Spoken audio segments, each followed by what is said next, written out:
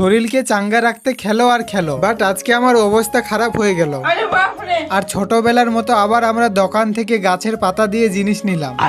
এখনকার বাচ্চাগুলো মারে শুধু ফ্রি ফায়ারের গুলি, আর আমরা যাচ্ছি পাশের গ্রামে খেলতে ভলি।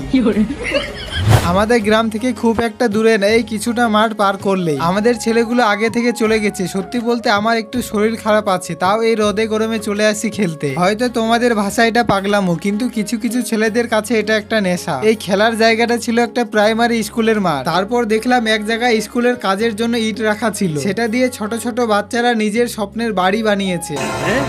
শুধু বাড়ি না, পাশে একটা দোকানের ব্যবস্থাও আছে, ঠিক যেমন ছোটবেলায় আমরা দোকান খেলতাম। আর জানো, আমাদের বাড়িতে যেগুলো নয়, এখানে ছোট ছোট বাচ্চাদের বাড়িতে আছে। কে বলে বাচ্চাদের বুদ্ধি থাকে না? দেখো তাদের বাড়িতে কি কি আছে, যেগুলো হয়তো তোমাদের অনেকের বাড়িতেও নেই। প্রথমে শুরু করি ফ্রিজ থেকে, যে গরম করছে এটা তো খুব দরকার। তারপর বড় বড় এলসিডি টিভি আছে, যেখানে তোমরা খেলা সিরিয়াল সব দেখতে পারবে। আবার আত্মীয় স্বজনের জন্য বসার জায়গাও আছে, ডাইনিং টেবিল আছে, বাথরুম আছে, আর যদি পুলিশ ধরতে আসে তো পালানোর জন্য দ্বিতীয় দরজাও আছে। সে যাই হোক, দোকান থেকে আমরা একটা গাজার গাছ নিয়ে নিলাম। এবার হয়তো বুঝতে পারলে পুলিশের ভয়ে বাড়ির দ্বিতীয় দরজা কেন করা আছে। এবার সবাই মাঠে চলো, আমাদের ভলিবল খেলা শুরু হলো। খুব রৌদ্র ছিল সেটা তো বলবো না, কিন্তু গরম ছিল সেই। আমাদের প্লেয়ারদের জোশ দেখে মনে হচ্ছে ইন্টারন্যাশনাল টিম আসলেও হারিয়ে দেবো আমরা। বাট দুঃখের সাথে বলতে হচ্ছে আমরা পরপর দুটো ম্যাচ হেরে গেলাম।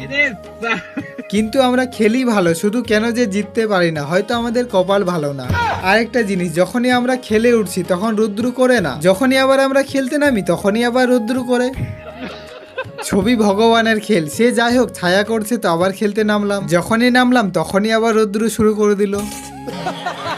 সূর্য মামা একটু দূর থেকে বলো তো, আমাদের সাথে কি তোমার শত্রুতা আছে? সে যাই হোক, অনেক কষ্ট করে খেলার পর আমরাও দুটো ম্যাচ জিতলাম। আর খুব রোদ গরম করছিল, তাই আর কেউ খেললাম না। আর আমাকে তো আগে থেকেই ভালো লাগছিল না, উপর থেকে আবার রোদে চলে আসলাম। কি যে হবে, যদি আমি বেঁচে থাকি আবার তোমাদের সাথে দেখা হবে, আর যদি দেখা না হয় তো মনে করবে মানিক লিন্ডা ঘেচেং পং।